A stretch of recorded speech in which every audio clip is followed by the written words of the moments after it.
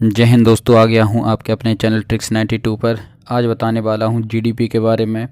आखिरकार जीडीपी क्या होती है, क्या होता है जीडीपी, जीएनपी, एनएनपी, एनडीपी, आखिर क्या टर्म हैं, इनके मतलब बताने वाला हूँ। बहुत ही आसान तरीके से बताने वाला हूँ।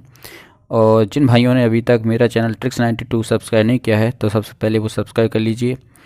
तो बात करते हैं अपने जीडीपी के बारे में। ठीक, तो जीडीपी के बारे में थोड़ी बात करने के लिए मैं बताने वाला हूं आपको।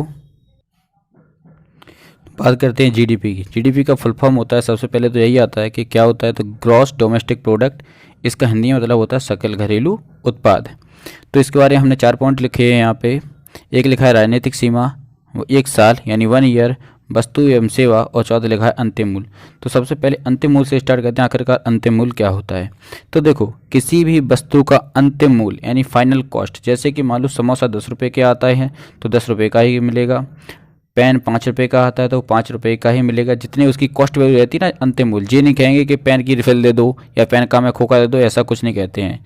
या समोसा का हमें समोसा दे दो, उसका हमें मैदा का ऊपर का कवर नहीं चाहिए, तो ऐसा नहीं कहते। हम क्या करते हैं, उसका हम फाइनल कॉस्ट देते हैं जितना को पड़ता है और आ जाते हैं लेकर।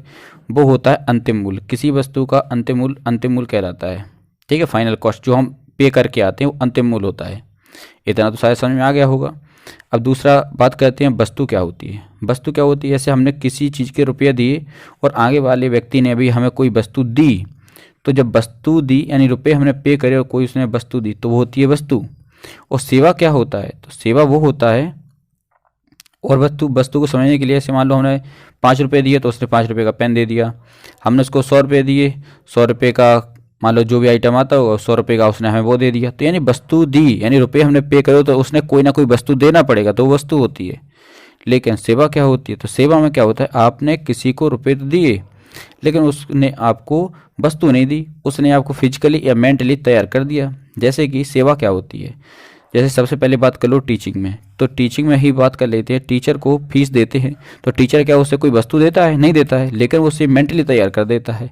यानी उसकी वो क्या हो गई, सेवा हो गई, और उसने अपनी सेवा दे दी है। जैसे डॉक्टर होता है, तो डॉक्टर के आप दिखाने जाते हैं तो आप उसको फीस के रूप में कुछ ना कुछ देते होगे, 100 200 500 रुपया जो उसकी डॉक्टरी फीस होगी वो देते हैं। लेकिन डॉक्टर क्या कहता है, तुम्हारा हाथ देख कर दवाइयाँ लिख देता है, वो भी हमें बाहर से लेनी पड़ती है। यानी डॉक्टर ने क्या किया, उसने अपनी सेवा दी है, ना कि आपको कुछ वस्तु दी है उसने। तो ये होता है सेवा। बैंक क्या करती है, हमारा रुपया रख लेती है अपने पास, ठीक है, तो वो भी हमें सेवा देती है। LIC वगैरह जो क्या है, सेवा है। विमान यानी कोई विमान इस देश से जाता है दूसरे देश में पहुंच जाता है, वहाँ पे उतार देता है, तो आपको थोड़ी ना आपके नाम वो विमान कर देगा, वो एयर इंडिया आपके नाम कर देगा, नहीं करेगा। वो क्या करेगा, आपको खाली एक जगह से आपको बैठाएगा और दूसरी जगह उतार देगा। वो अपनी सेवा दे रहा है बस खाली। इसका मतलब ये नहीं वो एयर इंडिया तुम्हारे नाम कर देगा वो, ठीक है। तो ये होती है सेवा। इतनी बात समझ में आ गया। 1 साल तो सभी जानते हैं कि 1 साल क्या होता है, एक वित्तीय वर्ष होता है। जानते हैं पूरा 1 साल का लेखा जोखा करना पड़ता है। 1 अप्रैल शुरू होता है, 31 मार्च पे खत्म हो जाता है, वित्तीय वर्ष कहलाता है। यानी पूरा 1 साल का होता है। और राजनीतिक क्या होता है, राजनीतिक माने होता है इंटरनेशनली। एक तो मान लो ये भारत बना है, तो भारत का अंतिम जी बाउंड्री भारत की क्या कहलाएगी, भौगोलिक सीमा कहलाएगी। क्या कहलाएगी, भौगोलिक सीमा। लेकिन समुद्र में यहाँ पे कुछ दूरी, यानी समुद्र में भी तो भारत की कुछ ना कुछ दूरी होगी, तो इसी को कहते हैं 22 नॉटिकल मील। कितने नॉटिकल मील, 22 नॉटिकल मील तक हर एक देश का अपना अपना कोस्टल एरिया होता है। तो इस एरिया में से भी जो भी उत्पादन होगा, मछली निकाली जाएंगी तो भारत में आएंगी, इसका रुपया भारत की जीडीपी में जुड़ेगा। पेट्रोलियम निकला तो वो भी आएगा, गैस निकली वो भी आएगी। यानी सभी का भारतीय राजनीतिक सीमा के अंतर्गत जो भी होता है वो भारत की जीडीपी में काउंट किया जाता है। जैसे कि मान लो यहाँ से एयर इंडिया ने उड़ान भरी हो, दुबई चली गई, तो इसने एयर इंडिया वाले को तो सभी पैसेंजरों ने टिकट के रूप में रुपया दिया होगा, तभी तो उसने यहाँ पे छोड़ा। तो इसका ये नहीं है कि एयर इंडिया वाले गए और वहाँ पे दुबई को वो रुपया दे के आ गए, ऐसा नहीं होता है। भले ही वो यहाँ अपनी सीमा निकल के दूसरी सीमा में गए, तो इसी को कहते हैं राजनीतिक सीमा, ठीक है। तो फिर लौट के तो वहीं पर आएगी, तो यानी पूरा वो रुपया कहाँ पे काउंट किया जाएगा, भारत की जीडीपी में ही ऐड हुआ है। ऐसे वो भी अपने यहाँ पे आते हैं तो क्या हम उनसे लेते हैं, नहीं लेते हैं, वो अपने देश लौट के चले जाते हैं। तो ये क्या हैगी, राजनीतिक सीमा। यानी अगर इसकी हम डेफिनेशन बात करते हैं, डेफिनेशन बन जाएगी इसकी, किसी देश की राजनीतिक सीमा 1 साल के अंदर वस्तु एवं सेवा का अंतिम मूल्य जीडीपी या सकल घरेलू उत्पाद कहलाता है। इतना आप लोगों को शायद समझ में आ गया होगा, ठीक है। अब थोड़ी बात करते हैं इसके अगले टर्म की। तो जीडीपी तो हम समझ गए हैं। अब जीडीपी के कुछ और भी मतलब देख लेते हैं। तो एक साइड हमने लिख लिया है जीडीपी, एक साइड लिख लिया है जीएनपी, ठीक है। तो जीडीपी होता है ग्रॉस डोमेस्टिक प्रोडक्ट, यानी सकल घरेलू उत्पाद, यानी अपने घर में कितना उत्पाद हो रहा है बस उसका काउंट किया जाता है। दो, जैसे कि मान लो यहाँ पे अपनी भारत की बॉर्डर सीमा है, इसमें हमने एक कंपनी का नाम लिखा है टाटा। टाटा ने मान लो 100 रुपये का काम किया, और एक एलजी कंपनी है जो विदेशी कंपनी है, उसने 50 रुपये का काम किया है। तो और जो एक रमेश नाम का कोई व्यक्ति है वो बाहर जाके कितने 10 रुपये कमा लेता है, इतना भी लिख दिया हमने। कहीं दुबई में काम कर रहा है तो वो 10 रुपये कमा रहा है, तो भारत की जीडीपी क्या कहलाएगी? जो भारत के भौगोलिक क्षेत्र के अंतर्गत आ रहा है वही तो कहलाएगा। तो भारत की जीडीपी कहलाएगी 150 रुपये। कितने? 150 रुपये। कैसे निकला? 100 टाटा के, 50 एलजी के, टोटल हो गए 150 रुपये। इतना समझना बस। अभी क्या आप जो 150 रुपये निकले हैं, क्या यह राष्ट्रीय सीमा कहलाएगी, राष्ट्रीय आय उत्पाद कहलाएगा, राष्ट्रीय आय कहलाएगी? बिल्कुल नहीं कहलाएगी। क्यों नहीं कहलाएगी? क्योंकि इस 150 रुपये में विदेशी भी तो शामिल है, भारत का तो अकेला है ही नहीं है। तो हम क्या करेंगे? तो इसका दूसरा नाम आता है जीएनपी, यानी ग्रॉस नेशनल प्रोडक्ट, यानी सकल राष्ट्रीय उत्पाद। क्या आएगा? सकल राष्ट्रीय उत्पाद। देखो, इसको हम सकल राष्ट्रीय उत्पाद को सीधे सीधे समझने के लिए हम सीधे भी समझ सकते हैं कि सकल यानी राष्ट्र के उत्पादन, यानी राष्ट्र का मूल्य क्या है इसमें। तो राष्ट्र का देखो, जो भारत की कंपनी होगी वो, और जो विदेश में व्यक्ति रह रहा है रमेश, वो, इन दोनों की तो राष्ट्रीय उत्पाद कहलाएगी, क्योंकि वो कमा भले ही वहाँ पे रहा है लेकिन भेजेगा कहाँ पे? भारत में ही तो भेजेगा, जहाँ उसके माँ बाप रहते होंगे। तो ठीक है, भारत की कंपनी मान लो 100 रुपये किए थे और 10 रुपये का काम कर रहा था अपना कौन? रमेश। तो यानी 0, 1 और 1, यानी 110 रुपया हमारी क्या आ गई? जीएनपी आ गई। ये हमारे भारत का रुपया कहलाएगा, ठीक है। लेकिन इसको हम क्या एक फॉर्मूला के बेस से देखते हैं, हमें निकालना है जीएनपी। तो जीएनपी इक्वल टू कर लेंगे जीडीपी प्लस एक्स माइनस के वाई। इसका मतलब समझो, जीडीपी जो टोटल जीडीपी थी भारत की वो 150 रुपया है, यहाँ पे लिख दिया।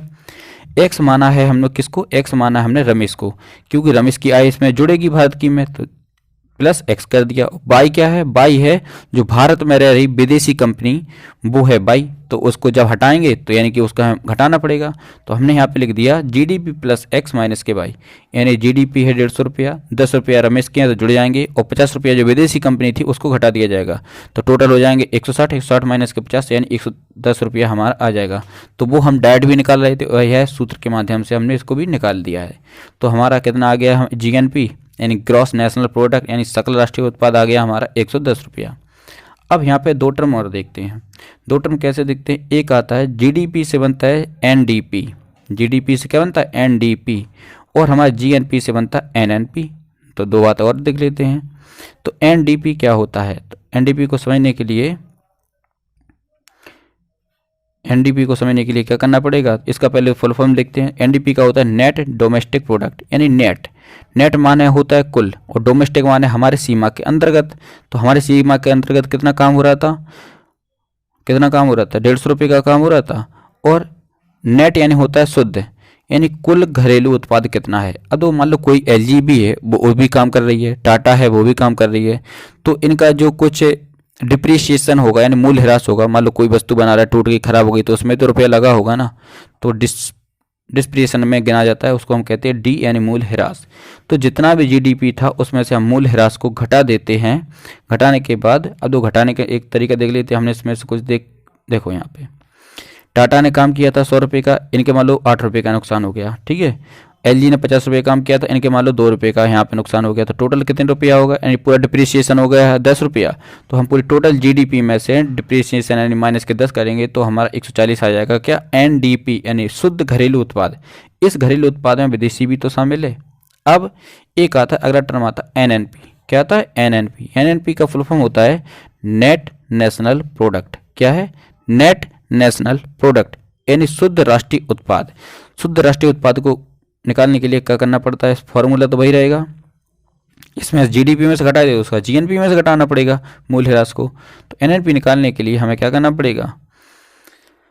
जीएनपी माइनस के डिप्रिशिएशन, जीएनपी माइनस के डिप्रिशिएशन से हमारा एनएनपी निकल के आ जाएगा। डिप्रिशिएशन यानी कि मूल्य ह्रास होता है, पहले ही बता चुके हैं। देखो जीएनपी अपने ने कितना निकाला था?